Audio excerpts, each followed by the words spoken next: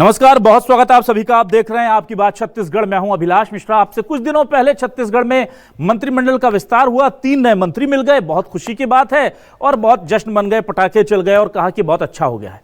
अब खबर यह आ रही है कि एक मंत्री को हटाना पड़ सकता है। ये हम नहीं कह रहे, ये कांग्रेस उसी दिन से कह रही है। भूपेश बघेल जी का कहना है कि छत्तीसगढ़ में विधायकों की संख्या के हिसाब से मंत्री 13 हो सकते हैं, आपने 14 बना दिए, एक मंत्री एक्स्ट्रा बनाया है, गैर संवैधानिक है।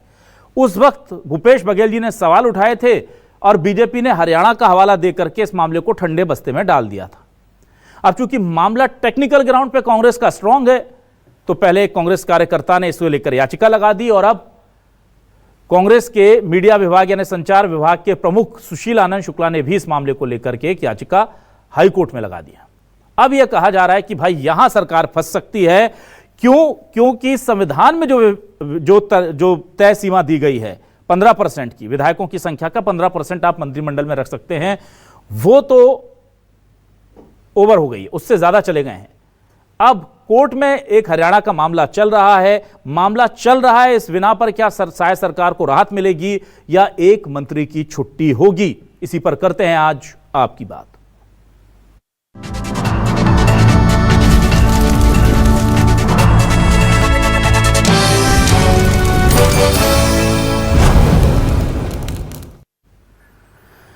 आइए सबसे पहले सुनते हैं इस पूरे मामले को लेकर भूपेश बघेल ने क्या आरोप लगाए हैं और डिप्टी सीएम अरुण साहब क्या कह रहे हैं, सुनिए।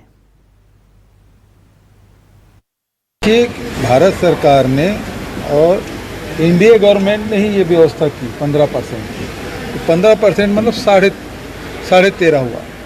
तो यदि 5 से ऊपर होता तो 14 होता, 5.5 से नीचे 5 तक है तो वो 13 होगा। तो उस नियम का उल्लंघन इन्होंने किया। तो आखिर ये मंत्री कैसे बने, इस मामले को लेकर गए हैं और बिल्कुल संविधान से चलना चाहिए। देखिए, आज कांग्रेस पार्टी की जो दयनीय स्थिति है, निपटाने का खेल चल रहा है। कांग्रेस पार्टी में जो झगड़े चल रहे हैं, एक दूसरे को निपटाने का खेल चल रहा है। पहले तो इन्हें जनता ने निपटा दिया, अब कांग्रेसी है एक दूसरे को निपटाने में लगे हैं। संविधान का उल्लंघन खुद करते हैं, संविधान को तार तार करेंगे, संवैधानिक संस्था को बदनाम करेंगे, देश की सेना को बदनाम करेंगे। जब मंत्री नहीं बने थे तो बना नहीं रहे हैं, इस प्रकार की राजनीति करते हैं और इसीलिए कांग्रेस पार्टी हाशिए में चली गई है।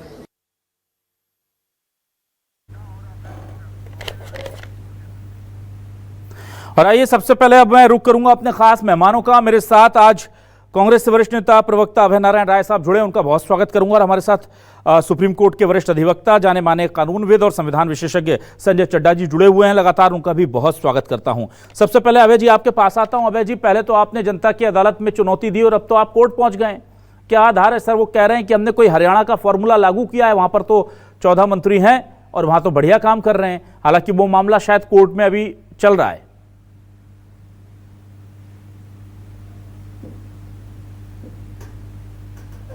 क्या 15% ही मंत्रिमंडल में मंत्री हो सकते हैं और उस फैसला आने के बाद, सुप्रीम कोर्ट के उस फैसले के बाद 15% मंत्री लगातार बनाए जा रहे हैं उन प्रदेशों में जहां कम विधायक है, जहां 90 की संख्या है, वहां 13 मंत्री बनाए जाते हैं। छत्तीसगढ़ में 90 विधायक हैं, 90 का 15% 13.5 होता है, तो 13.5 को 13 मान के ही चला जाता है। इसका भी कारण है कि रमन सिंह सरकार के समय जब संसदीय सचिव बनाने की बारी आई तो मोहम्मद अकबर हमारे पूर्व मंत्री कोर्ट गए और संसदीय सचिवों की नियुक्ति को उन्होंने चैलेंज किया। कोर्ट का जो फैसला आया कि संसदीय सचिव आप नियुक्त कर सकते हैं, लेकिन उनको मंत्री के कोई पावर, कोई भी आदेश करने का पावर, कोई भी फाइल पर टिप्पणी करने का पावर नहीं होगा, लेकिन संसदीय सचिव आप बना सकते हैं। वो तो फैसले में भी इस बात का उल्लेख था कि 13 मंत्री ही बनाए जाएंगे। ये लगातार उसके बाद से हाई कोर्ट का ही फैसला 13 का हो गया और सुप्रीम कोर्ट ने तो फैसला किया ही था। अचानक हरियाणा में सरकार बनती है भाजपा की और भारतीय जनता पार्टी वहां इस बार जब सरकार बनी तो भारतीय जनता पार्टी ने वहां 14 मंत्री बनाए जिसको चैलेंज किया गया। ठीक है, वो मामला कोर्ट में है, उसमें स्टे नहीं मिल पाया। ठीक, कोर्ट ने तत्काल रोकने नहीं कहा, लेकिन वो मामला चल रहा है। ठीक है, उसी मामले की नकल करते हुए भारतीय जनता पार्टी ने छत्तीसगढ़ में भी 14वां मंत्री बना दिया, ठीक, जबकि छत्तीसगढ़ हाई कोर्ट का आदेश है कि आप 13 से ज्यादा नहीं बना सकते। ठीक है, उस आदेश का उल्लंघन होता है। ठीक। सुप्रीम कोर्ट के 15% के आदेश का उल्लंघन होता है, और 13.5 को 14 मान लेना इनकी अपनी गणित है। ठीक है। और पूरे प्रदेश में इस बात की चर्चा है, ठीक है। कि 14वां मंत्री इन्होंने अपने राष्ट्रीय सेठ के लिए बनाया है। राष्ट्रीय सेठ चाहते थे कि एक मंत्री उनका बने, इसलिए 14वां मंत्री बना दिया।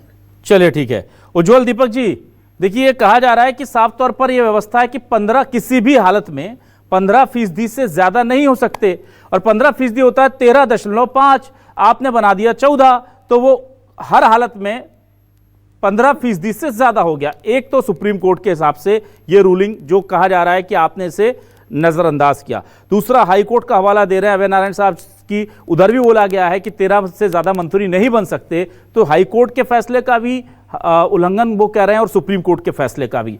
आप किस हिसाब से बीजेपी को लगता है कि उन्होंने संवैधानिक काम किया है? अभिलाष जी, आपने जो एक नंबर बताया कि 13.5 हाँ, 15% से ज्यादा होता है, ये आपका स्टेटमेंट है कि भूपेश बघेल जी का? नहीं, मुझे तो भैया गणित का स्टेटमेंट है सर। 13.5 15% से ज्यादा होता है, बहुत सिंपल गणित है सर। ये किसी का स्टेटमेंट नहीं, मैंने गणित का इक्वेशन कोट किया है। नहीं, 13.49 अगर होता तो हम समझ सकते थे। 13.5 हाँ, तो 15% होता है, ज्यादा कैसे हुआ? 15%। अब इंटरप्रिटेशन का फर्क है इसमें। या तो आप 13 मान सकते हैं या 14 मान सकते हैं।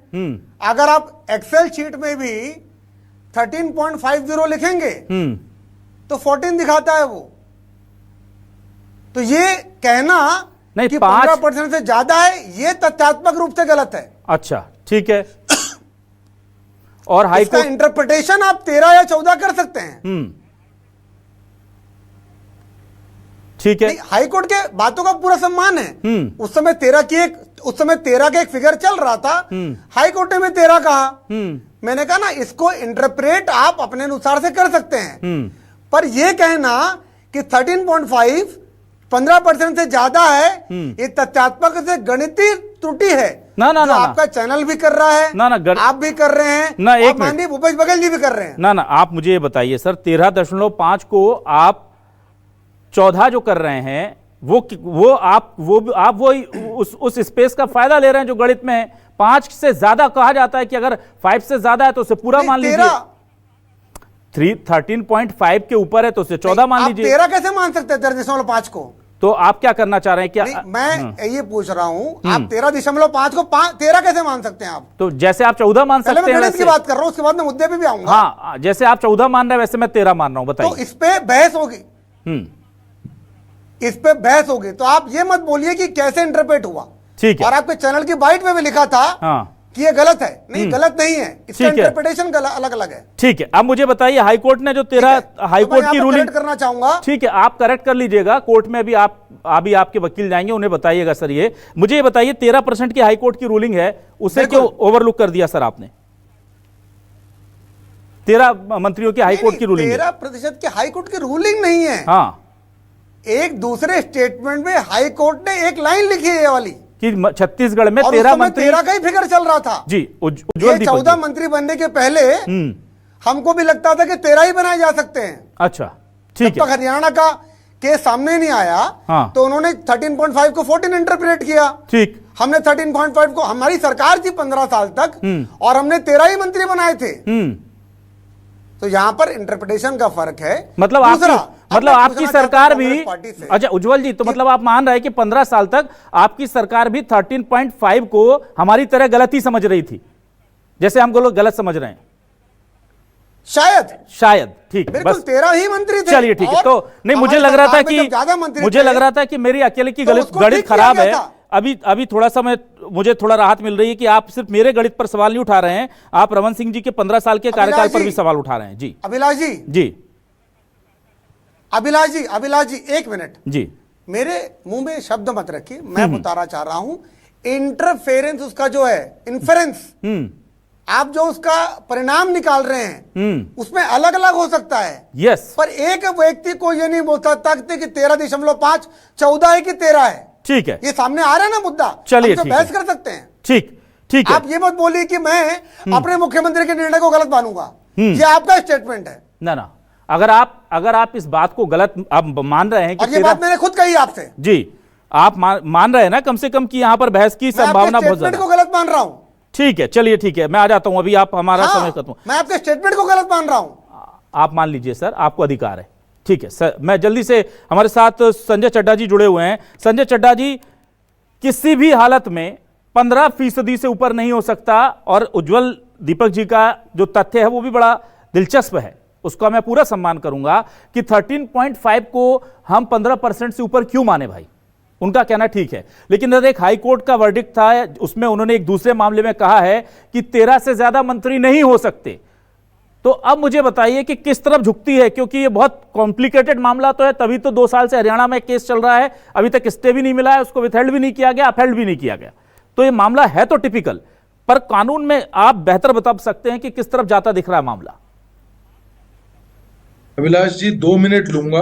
हाँ, और पिछला इसका जो इसका परिप्रेक्ष्य है जी, क्यों ये 15% आया, कहां से आया, ये बताने का प्रयास करूंगा। 91st कॉन्स्टिट्यूशन अमेंडमेंट बहुत अहम बात है।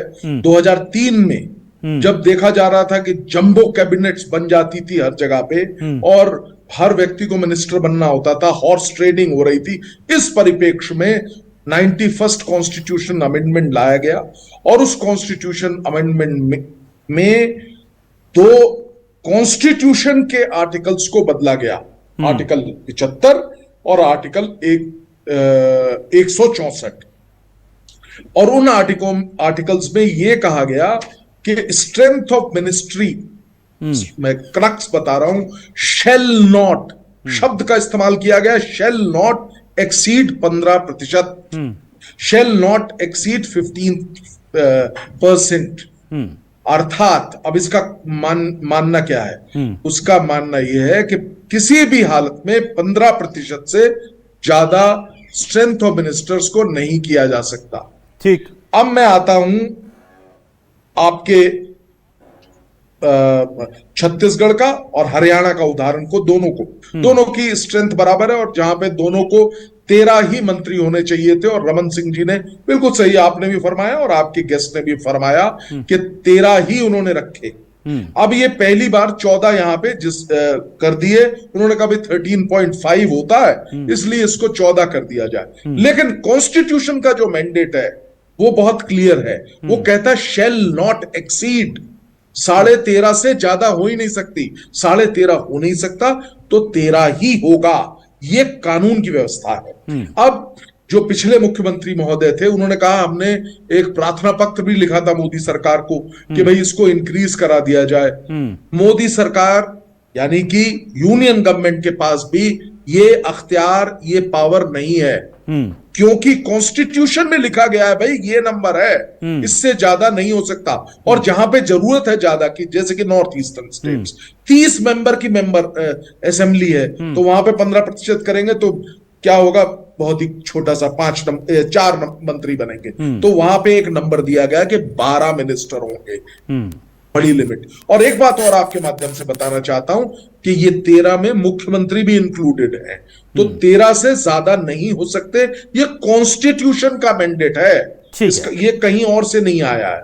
तो इसमें, और बहुत सही आपने बताया कि एक हाई कोर्ट की रूलिंग है जहां पे बड़े स्पष्ट शब्दों में कहा गया कि ये 13 ही होंगे, 13 से ऊपर नहीं होंगे, क्योंकि शब्द इस्तेमाल है शैल का मतलब है ये एक लिमिट क्रिएट हो गई, इससे ऊपर नहीं जाएंगे।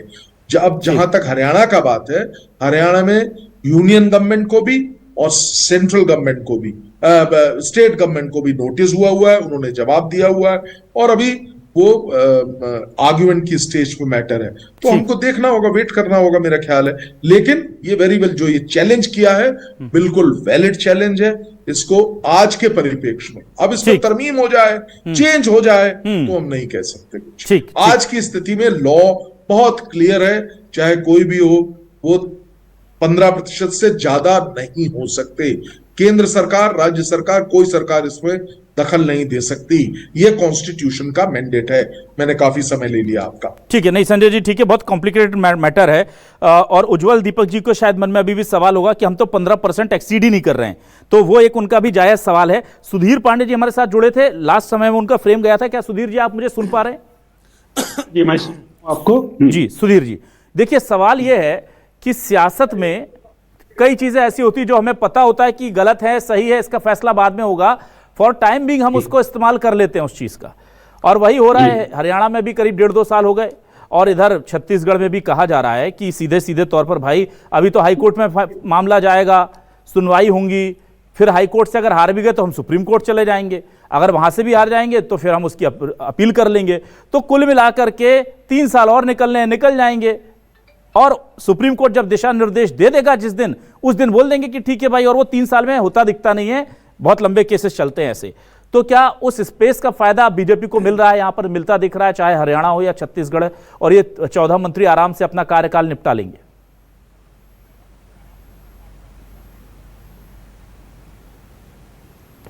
बिहार पे ये नहीं होना चाहिए था। केंद्र और राज्य दोनों में भाजपा की सत्ता है, और भाजपा सबसे ज्यादा नैतिकता की दुहाई देती है। वहीं कांग्रेस भी कहीं दूध की धुली नहीं है। अगर आप सिर्फ 3 साल की बात मत करिए, अगर हुड्डा सरकार का भी समय देखें तो उन्होंने भी लगभग ऐसे ही किया था। तो ये तो राजनीति है। और अगर आप जनहित की बात करते हैं और नैतिकता की बात करते हैं तो 13.5 मंत्री का प्रावधान है। तो जो नैतिक व्यक्ति होता है उसको ये चाहिए कि 13.5 ना करके 13 रखे, क्योंकि मंत्रियों की तादाद न बढ़ाने के पीछे राजकोषीय घाटे को कम करना था। जो फिजूल खर्चियां होती हैं मंत्रियों और इनके नाम पे, उसको रोकने के लिए एक प्रावधान था। और हर सरकारें लगभग यही कहती है कि हम जो है प्रतिबद्ध है, नैतिक रूप से हम गलत नहीं करेंगे। तो आप नैतिक रूप से तो गलत कर रहे हैं। 13.5 रखने का अधिकार, अब 13.5 में आप 14 रखने का अधिकार आपको शायद दे भी दे कोर्ट, मगर जो आप जब पब्लिक के सामने जो चीज आप बताना चाहते हैं कि हम नैतिक हैं और हम नैतिक रूप से बहुत मजबूत हैं, तो कहीं ना कहीं ये मैं कहूंगा कि गलत है नैतिक रूप से। 13 अगर 13.5 है तो आप 13 भी रखेंगे तो कोई दिक्कत नहीं है। विधायकों को और भी दूसरे पद दिए जा सकते हैं, निगम निकाय, संसदीय सचिव सहित। ऐसा नहीं है कि अगर वो 14 मंत्री न रखे तो सरकार नहीं चलेगी करके। ठीक है, अगर आपके मंत्रियों को सुधीर जी आपसे अनुरोध करूंगा कैमरा ऑन कर लें सर, अगर आप कर सकते हैं तो। कैमरा आपका शायद ऑफ है, आप उसे ऑन कर लें प्लीज। जी बोलिए सर।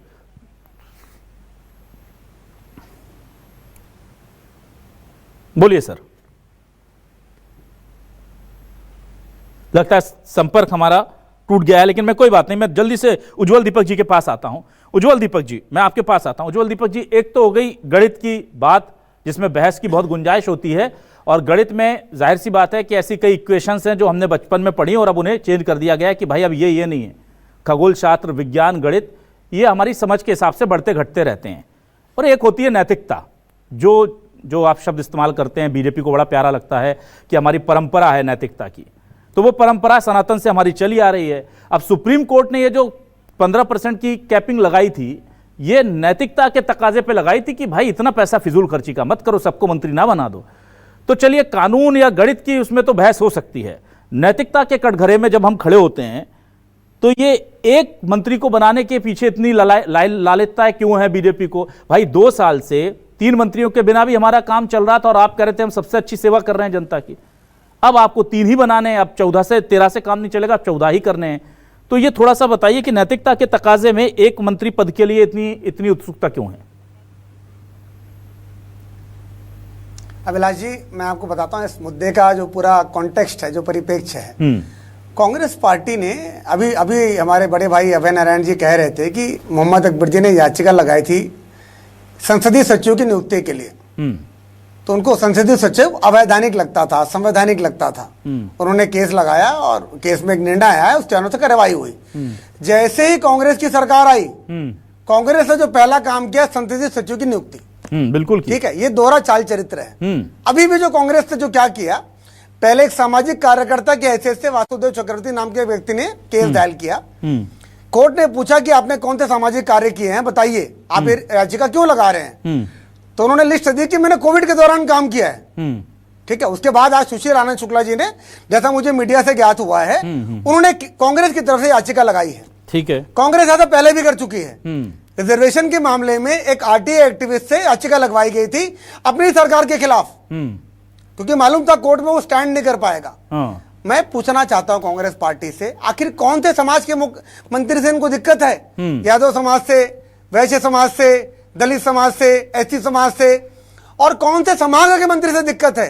सरगुजा संभाग से, दुर्ग संभाग से, कि रायपुर संभाग से? ये जो विरोध में काम कर रही है कांग्रेस पार्टी, असली मुद्दे उठाए। बहुत सारे काम हो सकते हैं छत्तीसगढ़ में, पर आप देखिए जितने कांग्रेस के मुद्दे हैं सब इसी हवाई मामले में चला जा रहा है।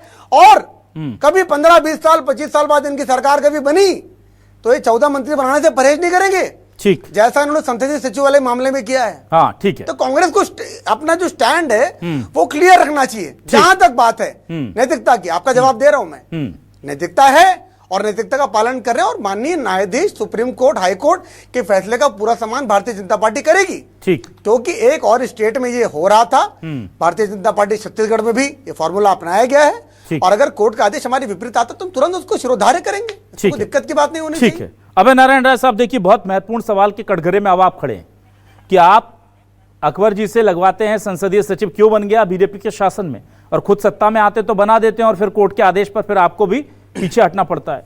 तो एक बात बताइए कि आप केवल सियासत विरोध के लिए करते हैं, और दूसरा कि इतनी ही जनहित याचिकाएं लगानी होती हैं सर आपको, तो ये मेरा भी सवाल है, उज्जवल दीपक जी के सवाल के साथ मैं भी एड ऑन कर लूं, और इस बात से विपक्ष नाराज भी होता है कि मैं विपक्ष से सवाल क्यों पूछता हूं। सुप्रीम कोर्ट, माननीय हाई कोर्ट ने पिछले 15 दिनों में 2 चीजों का संज्ञान लिया। एक, बच्चे जान को जोखिम में डालकर स्कूल जाने को मजबूर हैं, स्वतः संज्ञान लिया। एक, जब मितानिनों और एनएचएम कार्यकर्ताओं की हड़ताल चल रही है तो गेट कीपर या गार्ड जो है वो इंजेक्शन लगा रहा है या इलाज लगा रहा है, तो इलाज कर रहा है। तो सर ये जनहित के मुद्दे छोड़ करके आप इस तरह की टेक्निकल चीजों पर याचिकाएं क्यों लगाते हैं, मुझे बताइए। जनता की लड़ाई आप क्यों नहीं लड़ते? आपके पास तो मुझे लगता है कि सबसे बड़े, देश के सबसे महंगे और सबसे काबिल वकीलों की फौज है। एक गांव की पढ़ने वाली बच्ची जो रस्सी के सहारे पार करती है स्कूल, उसके लिए आपके सुप्रीम कोर्ट के वकील क्यों नहीं खड़े होते सर? आप व्यक्तिगत तौर पर अपने पार्टी के बड़े वकीलों को इस्तेमाल करते हैं, छत्तीसगढ़ के, बस्तर के आदिवासी, एनएचएम की महिलाएं, इनके लिए क्यों नहीं इस्तेमाल करते सर? सिर्फ सियासी विरोध है आपका सर, जनता की सेवा कहां है? अविनाश, ये सियासी विरोध नहीं है, संवैधानिक विरोध है। कोई भी राज्य की सरकार या केंद्र की सरकार जो संविधान के नियम का पालन करती है वही चलेगी, और भारतीय जनता पार्टी से नैतिकता की बात तो करना ही नहीं है। भारतीय जनता पार्टी कभी नैतिक हुआ करती थी, आज तो मोदी की और अमित शाह की पार्टी है जहां नैतिकता का प्रश्न ही नहीं है। केवल एक सेठ को खुद करने के लिए 14वां मंत्री बनाया गया। आपने ही कि 11 मंत्री से काम चल रहा था, और काम क्या चल रहा था? 14 रहेंगे तो अराजक सरकार, 11 रहेंगे तो अराजक सरकार, नाम सुशासन और काम कुशासन।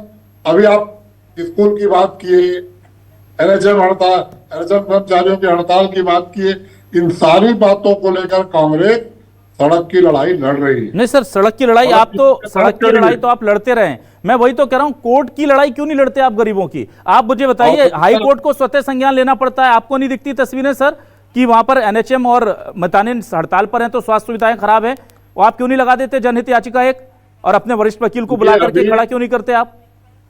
अभी हमारे पूर्व विधायक यूडी मिंज ने एनएचएम कर्मचारियों को लेकर याचिका लगाई थी। टेक्निकल खामी होने की वजह से हाई कोर्ट ने पुनः लगाने कहा है। अभी इसी हफ्ते की बात है, यूडी मिंज साहब हमारे पूर्व विधायक ने याचिका लगाई थी। लगातार हम इन बातों को लेकर कोर्ट भी जा रहे हैं, ठीक है, सदन में भी है और सड़क पर भी है। तीनों मोर्चे पे कांग्रेस लड़ाई लड़ रही है और आगे भी लड़ेगी। चलिए, उसकी चिंता अगर आप कर रहे हैं तो मैं आपको धन्यवाद देता हूं कि कांग्रेस से आपको उम्मीद है, इसी तरह जनता को भी उम्मीद है, इसी तरह छत्तीसगढ़ के लोगों को भी उम्मीद है, और कांग्रेस उस बात को पूरी करेगी। चलिए, अच्छी बात है। संवैधानिक लड़ाइयों का है जहां कोर्ट के इस पर दिशा निर्देश है। 13.5 को 14 क्या 15? अच्छा, आपने उसका जवाब नहीं दिया। नहीं अभय नारायण साहब, आपने उसका जवाब नहीं दिया। आप संसदीय सचिवों वाली बात आप घुमा गए। जब आप विरोध कर रहे थे तो खुद ने क्यों बना दिया? आप जल्दी से बता दीजिए। मैं उसका भी जवाब देता हूँ। संसदीय सचिव के लिए जब हम कोर्ट में गए और कोर्ट से कोर्ट से यह बात साबित हो गई कि आप सतत सचिव नियुक्त कर सकते हैं, उनको ये अधिकार नहीं दिए जाएंगे। ठीक ठीक। तो जब कोर्ट का आदेश हो गया तो हमने भी सतत सचिव बनाया। चलिए ठीक है, मैं अंतिम सवाल जल्दी से सुधीर पांडे जी से ले लेता हूं सर, प्लीज सुधीर पांडे जी। हमने कोर्ट की अवमानना नहीं की। ठीक है। और भाजपा नैतिकता, ये दोनों बातों में कोई संयम नहीं रह गया है। ठीक है ठीक है ठीक है, मैं जल्दी से। तो नैतिक रही नहीं गई है। ठीक है सर, केवल और केवल खुले सेटों के लिए काम कर रही है। ठीक है 14वां मंत्री भी ठीक ठीक ठीक ठीक है अभय जी। सर समय ज्यादा हो गया, सुधीर जी आपके पास आता हूं। सुधीर जी मुझे बताइए, कांग्रेस को आपको लगता है इसमें जीत मिलेगी? क्योंकि अभी हाई कोर्ट है, फिर हाई कोर्ट में याचिका स्वीकार होती है नहीं होती है, फिर उसके बाद केस चलेगा, फिर सुप्रीम कोर्ट है, फिर अपील के रास्ते खुले हुए हैं, तो अभी बहुत लंबी लड़ाई है और ये 2-3 साल निकल जाएंगे। तो ये केवल पॉलिटिकल मैसेज कन्वे के लिए कवायद हो रही है या सच में संविधान खतरे में आ जाएगा अगर एक और मंत्री बन जाएगा तो, और छत्तीसगढ़ का बहुत विनाश और बहुत दिक्कत हो जाएगी? 13 का जो मामला है अभिलाष जी, वो टेक्निकल रूप से मजबूत है। मुझे तो ऐसा लगता है कि 13.5 के मामले में भाजपा को ये मौका मिलेगा, और हरियाणा में पहले भी इस चीज में मौका मिल चुका है। ये पहली बात नहीं है कि ये कोर्ट में जा रहे हैं। हरियाणा में भी पहले हुड्डा सरकार के समय भाजपा गई थी, बाद में कांग्रेस ने भी आपत्ति की थी जब इनकी मनोहर लाल जी की सरकार थी। तो मुझे लगता है कि राजनीतिक है ये, तो बयानबाजियां, सत्ता बदलते हैं और विपक्ष बदलते हैं तो दोनों के बयान वही के वही रहते हैं, बस चेहरे बदल जाते हैं, चेहरे और पार्टियां। अगर आप पूरी तरीके से ध्यान दें, जैसे एनएचएम के मुद्दे पे अभी टीएस सिंहदेव जी ने यह कहा कि आप लोगों के कारण हम हार गए क्योंकि हम आप लोगों को नियमित नहीं कर पाए। तो 19 से 2023 तक कांग्रेस सत्ता में रही, नियमित नहीं रही और आज कोर्ट में याचिका लगा रही है। उस समय भाजपा जब विपक्ष में थी तो वो याचिका लगाने जाती थी कि हम आपको नौकरी दिलवाएंगे। दोनों, आज भाजपा को भी 2 साल हो गए सरकार बने, वो भी नियमित नहीं कर पाई है। तो ये बात पब्लिक जानती है कि सत्ता और विपक्ष के चेहरे बदलते हैं, उनके बयान नहीं बदलते। हम भी इस चीज को लगातार देखते हैं और आज भी हम बयानों को उसी तरीके से देख रहे हैं। तो ये जो कोर्ट की लड़ाई है, केवल एक मैसेज देने का प्रयास है। मुझे नहीं लगता कि 13.5 में तो टेक्निकली रूप से भाजपा बना सकती है, और हरियाणा में बना के दिखाए भी है इस चीज को। तो ये नैतिकता का मामला है। भाजपा को भी नैतिक रूप से सोचना चाहिए कि अगर हम 3.5 का हमको अवसर मिला है तो हम उसको 3.5 को 3 मान के चले, 13.5 को 13 मान के चले, इसको 14 ना करने की कोशिश करें। और रह गई न्यायालय की बात, तो न्यायालय तो बिल्कुल इस बारे में मैंने बोला कि आधे आधे में है वो। अगर आप रख भी सकते हैं और नहीं भी रख सकते हैं, तो ये तो आपके ऊपर का मामला है और नैतिकता का मामला है। मुझे नहीं लगता कि न्यायालय में मामला ज्यादा देर टिके। ठीक है, तो भाई कानून और संविधान के दायरे में कितनी देर ये सवाल टिकेगा पता नहीं, पर जनता को इससे मतलब है कि भाई आप 13 बना लीजिए, 14 बना लीजिए, 15 बना लीजिए या मत बनाइए, पर जनता की समस्याओं से निजात उन्हें दिलाते रहिए। अगर एनएचएम कार्यकर्ता सड़क पर हैं, अगर मितानिन सड़क पर हैं, अगर कर्मचारी अधिकारी फेडरेशन सड़क पर है, तो इनके निदान जल्दी हो जाएं और हाई कोर्ट को स्वतः संज्ञान ना लेना पड़े मामलों का। कम मंत्रिमंडल भी होगा, प्रभावी होगा, तो फिर बहुत अच्छी स्थितियां निकलकर सामने आएंगी। अब 3 नए मेंबर साथ में आए हैं, उम्मीद करते हैं कि और ज्यादा बेहतर कार्यकुशलता से सरकार काम करेगी और जनता के दुखों को दूर करेगी। बहुत शुक्रिया करूंगा मैं उज्जवल दीपक जी, अभय नारायण राय साहब, संजय चड्ढा जी हमारे साथ जुड़े थे, उनका भी, और सुधीर पांडे जी का भी बहुत शुक्रिया। नमस्कार।